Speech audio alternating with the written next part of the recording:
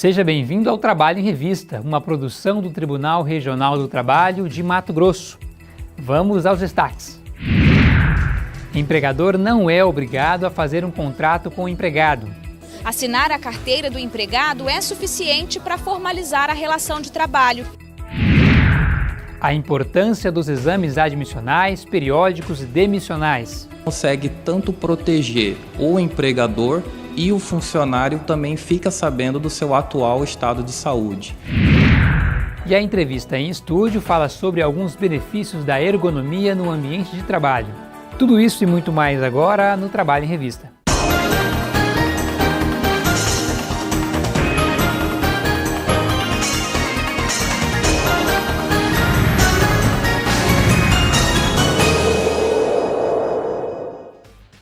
Nós começamos esta edição falando sobre contrato de trabalho. Você sabia que o empregador não é obrigado a firmar um contrato com o empregado? Assinar a carteira de trabalho é suficiente para formalizar a relação de emprego. Entenda mais na reportagem. Dona Dinalva sabe exatamente qual a função dela na empresa em que trabalha. A minha função é consultora de vendas. Eu chego às 8, eu tenho que estar, assim que eu chegar, eu tenho que estar uniformizada, uniforme da empresa, me maquiada, pronta para atender o meu cliente. Eu trabalho no telefone, atendendo o cliente por telefone, telemarketing. O detalhamento das funções de cada empregado é um dos itens que compõem o contrato de trabalho. O contrato de trabalho, dentre diversos requisitos, ele deve constar a qualificação das partes, os seus contratantes, uma vez que deve ser feito com pessoa certa, determinada, e a empresa também. Deve constar qual a função daquele funcionário, deve constar qual a remuneração que ele começou a perceber. Em caso de contrato com prazo determinado, ou seja, por exemplo, um contrato de experiência, deve constar a data de início e a data de término daquele contrato. Ou em caso de contrato com prazo indeterminado, somente a data da sua admissão. Há situações em que a lei exige um contrato por escrito entre empregador e empregado. É o caso dos contratos de experiência, trabalho temporário e de aprendizagem. Fora esses casos, não há obrigatoriedade de se estabelecer um contrato de trabalho por escrito. Assinar a carteira do empregado é suficiente para formalizar a relação de trabalho. Também é importante destacar que nenhum contrato tem mais peso que as leis trabalhistas. O contrato de trabalho, ele é de livre estipulação das partes, deve ser respeitadas as regras de proteção ao trabalho, as convenções e acordos coletivos e as decisões das autoridades competentes. Mas é recomendável que as especificidades de cada contratação sejam definidas e acordadas por ambas as partes. É importante tanto para a empresa, como forma de resguardar aqueles direitos, qual a função daquele funcionário, a remuneração que ele está percebendo, e também para o empregado, uma vez que aquilo lá comprova a relação, o vínculo existente entre aquele funcionário e aquela empresa. Porventura, no futuro, a empresa demiti-lo, alegar que não tinha nenhum tipo de vínculo com ele pode perder a sua multa da FGTS, pode perder seguro-desemprego, pode perder algum tipo de auxílio-doença que ele necessite no futuro. Conhece a importância dos exames admissionais, periódicos e demissionais? A gente explica cada um deles e em que momento devem ser feitos. Para reforçar o cuidado com a saúde do trabalhador, a Consolidação das Leis do Trabalho prevê que as empresas ofereçam exames de saúde aos seus trabalhadores, antes mesmo de começar no novo emprego, periodicamente enquanto estiver trabalhando e no momento da rescisão do contrato. O primeiro é o exame admissional, que servirá como uma avaliação do estado de saúde do trabalhador. Consegue tanto proteger o empregador e o funcionário também fica sabendo do seu atual estado de saúde. Por isso, essa importância. Só passa a ser discriminatório se outros tipos de exames forem solicitados ao candidato à vaga de emprego. Existem exames que a empresa não pode pedir porque pode caracterizar também a discriminação.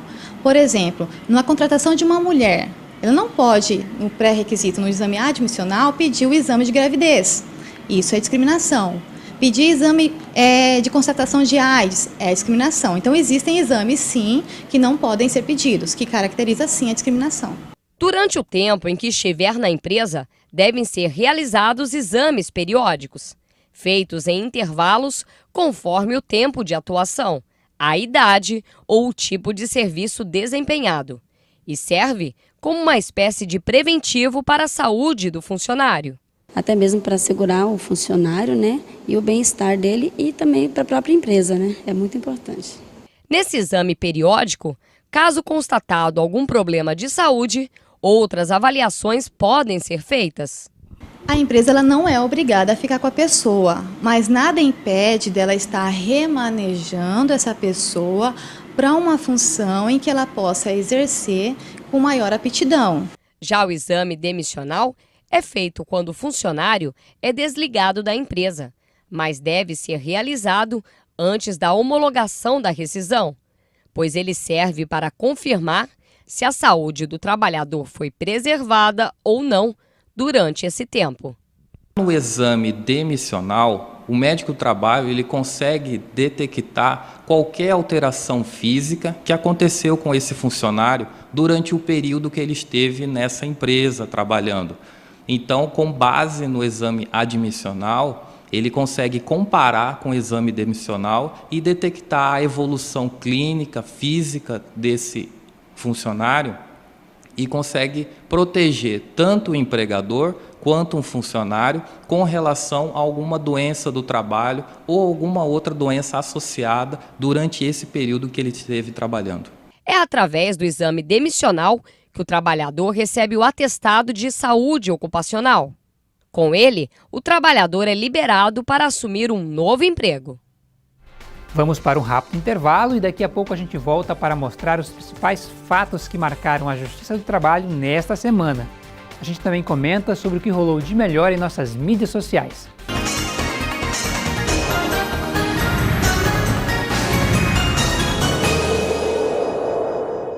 Amigo, já vai pra casa? Vou nada, ainda vou ter que rodar a noite inteira pra fazer umas entregas.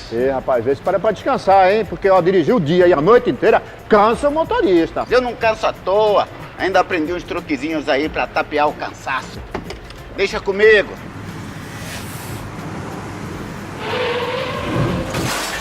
Viu o que eu te disse? Trabalho direito é trabalho seguro. Pior que é. Um país se constrói com respeito às leis e trabalho, de empregadores que assumem os riscos do negócio e de empregados que emprestam sua mão de obra. A Justiça do Trabalho é o ramo do judiciário que julga os conflitos e concilia patrões e empregados. Seu papel é estabelecer a paz social, permitindo que o país cresça com dignidade e segurança. Defenda a Justiça do Trabalho. Ela é de todos os brasileiros. Esta é uma fatiadora de frios. Durante anos, ela tem sido uma máquina exemplar, orgulho da casa. Mas o tempo passa e, mesmo que não aparente, ela tem um sério problema na lâmina. Hoje, ela é um acidente esperando para acontecer.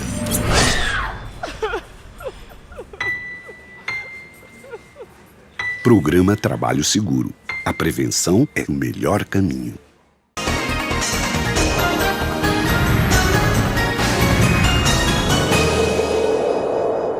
No quadro direto de Brasília, o Tribunal Superior do Trabalho decidiu que a União deve emitir carteira de trabalho para menores de 16 anos que trabalham sem contrato de aprendizagem.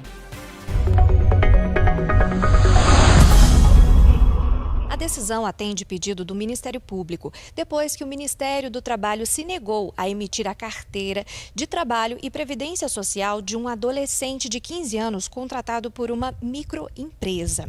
O Ministério do Trabalho argumentou que a Constituição Federal proíbe a contratação de menores de 16 anos, salvo na condição de aprendiz. Após decisão favorável ao MP em primeira e em segunda instância, a União recorreu ao TST. O relator do caso na 7ª turma, o ministro Douglas Alencar Rodrigues, ressaltou que em situações de trabalho que contrariem a Constituição Federal, é necessário cessar o contrato imediatamente para garantir os direitos trabalhistas do menor, sob o risco de causar favorecimento ao empregador que cometeu a irregularidade. A decisão da turma foi unânime, ainda cabe recurso. E chegou a hora do momento mais descontraído do programa, onde você confere os fatos que agradaram os internautas em nossas mídias sociais. Quem comenta tudo pra gente é a Julie Correia.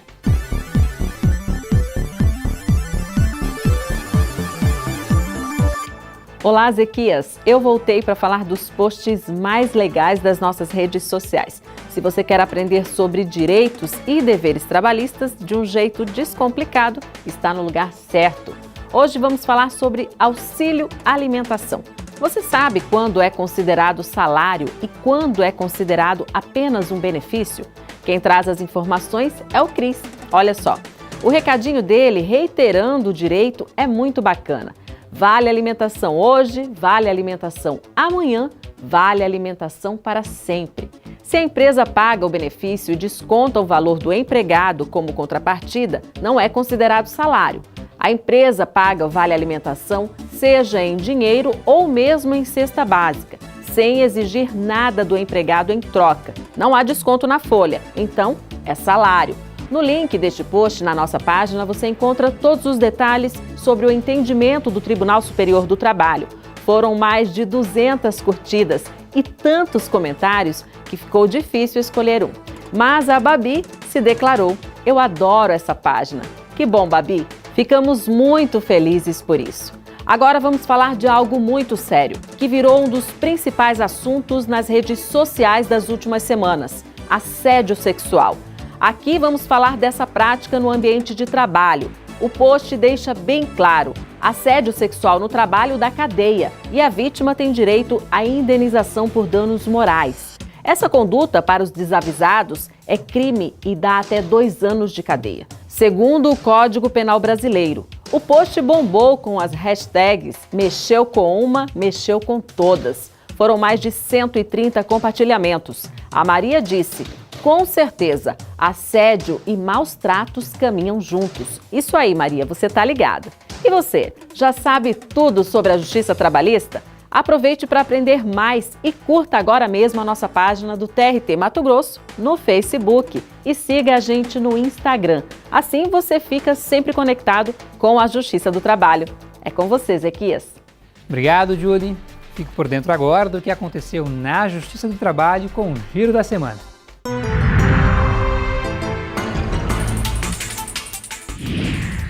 O número de peritos cadastrados para atuar em processos que tramitam na Justiça do Trabalho em Mato Grosso aumentou 30%. O número de profissionais subiu de 130 para 165.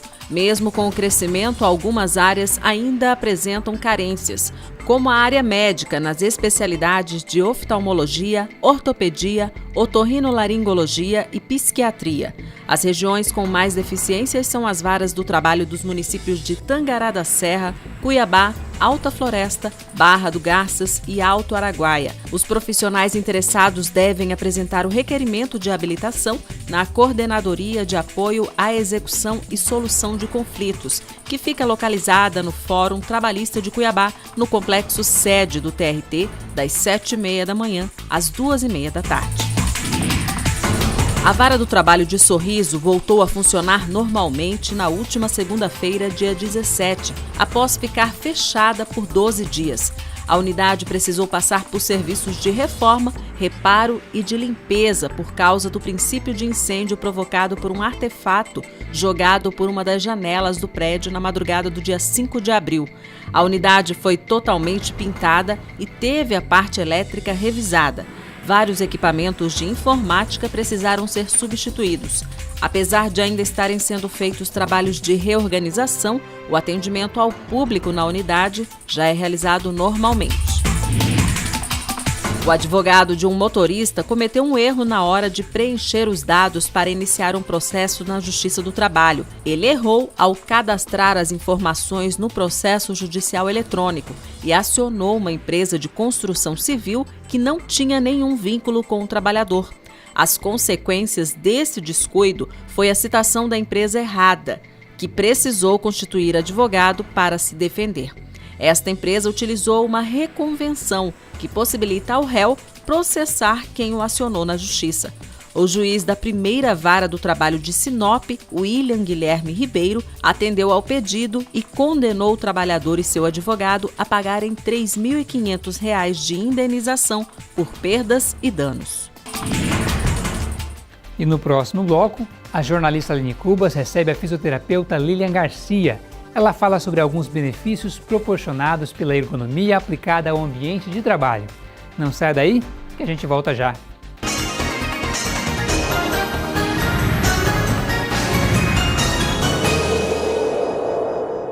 O TRT de Mato Grosso reconhece que ser bem atendido é um direito de todo cidadão. Por isso, a Central de Atendimento ao Jurisdicionado e a Ouvidoria, localizadas no térreo da sede do TRT, estão à disposição para informar e orientar o público em geral, que poderá também fazer reclamações, elogios ou sugestões. Certamente, a sua participação irá contribuir para a melhoria de nossos serviços. Venha, participe, teremos o maior prazer em recebê-los. Tribunal Regional do Trabalho de Mato Grosso. Tá indo aonde? Tô subindo. Meu turno já vai começar.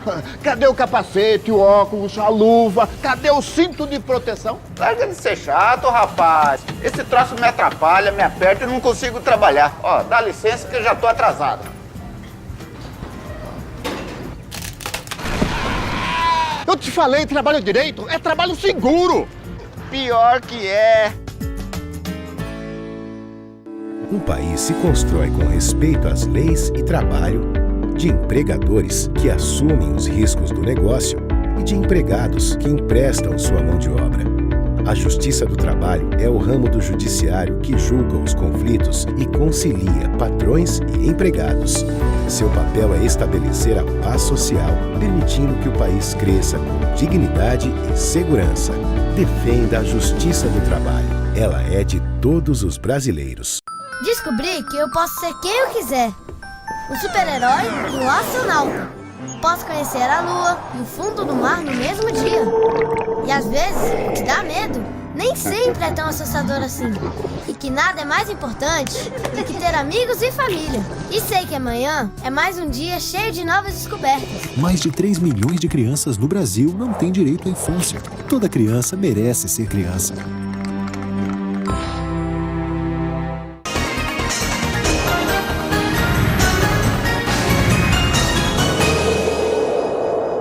Bem-vindo de volta ao Trabalho em Revista. O local de trabalho é lugar de se ganhar a vida e não de se perder saúde.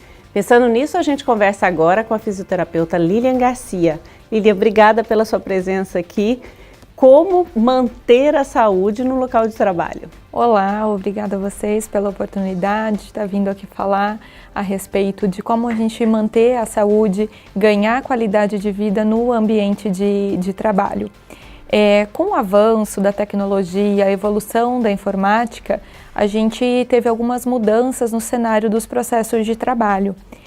Nós tivemos algumas mudanças positivas no sentido da gente ganhar produtividade, ganhar eficiência, ganhar agilidade, mas em contrapartida a gente tem alguns aspectos negativos que estão relacionados com o uso inadequado e prolongado dos computadores nos postos de trabalho que nós chamamos de postos de trabalho informatizados.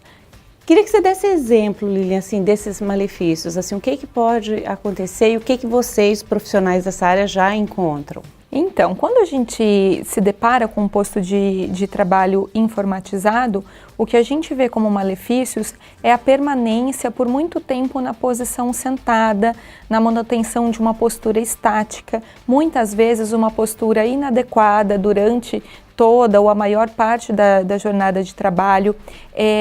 A gente permanece com os olhos vidrados em uma tela, né? Isso causa cansaço visual.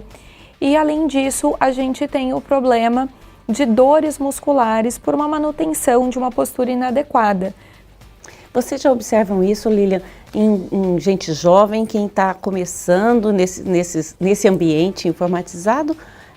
Ou só as pessoas com mais idade, só com o tempo é que isso aparece? Na verdade, o que a gente tem? O nosso corpo, ele se adapta às condições que a gente impõe a ele. E ele se adapta tanto às boas condições quanto às más condições. É óbvio que quando a gente tem um maior tempo de exposição, né, os riscos de a gente desenvolver alguma doença é maior. Mas mesmo no início da carreira, no início da atividade profissional, a gente já pode perceber alguns sinais, alguns sintomas, como é o caso dos desconfortos musculares, das dores, que podem evoluir futuramente para uma doença relacionada ao trabalho. A gente não tem como fugir, né, desse ambiente, do computador, da mesa. A gente trabalha muito sentado, né, quem trabalha nesses postos. O que fazer? A gente não pode fugir, uma vez que esse posto de trabalho informatizado, ele traz alguns benefícios, como foi dito aqui no início da nossa conversa. O que nós precisamos fazer é aprender a extrair os benefícios ou lidar de uma melhor maneira com esse posto de trabalho. Então a gente tem a questão da ergonomia, né, que é o estudo da relação entre o homem e o ambiente de trabalho, e ela visa o que? Ela visa otimizar o bem-estar e trazer saúde e qualidade de vida para o trabalhador. Mas os benefícios da ergonomia, ele não se restringe somente ao trabalhador.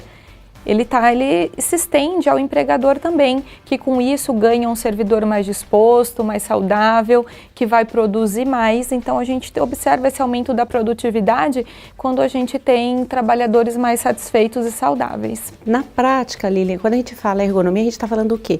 De mobiliário adequado? É isso? Só isso? Não somente isso. Quando a gente fala em ergonomia, a gente fala de um ambiente de trabalho, de mobiliário, mas também a gente fala de condições de temperatura, de iluminação, de ruídos, e a gente também inclui na ergonomia a importância da gente fazer pausas durante a jornada de trabalho, né? Por conta desse posto de trabalho informatizado, onde a gente permanece por muito tempo na posição sentada, a gente precisa fazer pausas, e nessas pausas a gente sair para tomar uma água, tomar um café e fazer alguns exercícios, né, como por exemplo alongamentos, exercícios de ginástica laboral.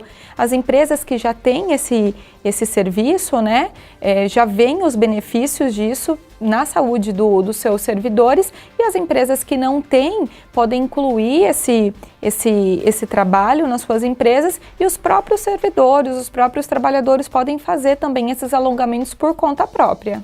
Você falou em pausa, de quanto em quanto tempo? Já há um estudo, já há indicação, ou a pessoa sentiu que ela cansou um pouquinho, que o olho começou a arder, aí é hora de levantar? Então, nós temos duas normatizações. Tem uma normatização, que é a NR17, que fala que a cada 50 minutos de trabalho a gente fazer uma pausa de 10 minutos, e a gente tem uma outra regulamentação, que daí já é um pouquinho mais voltada para a Justiça do Trabalho, que diz que a cada 1h30 a gente precisa fazer uma pausa de 10 minutos. O importante é que essa pausa exista.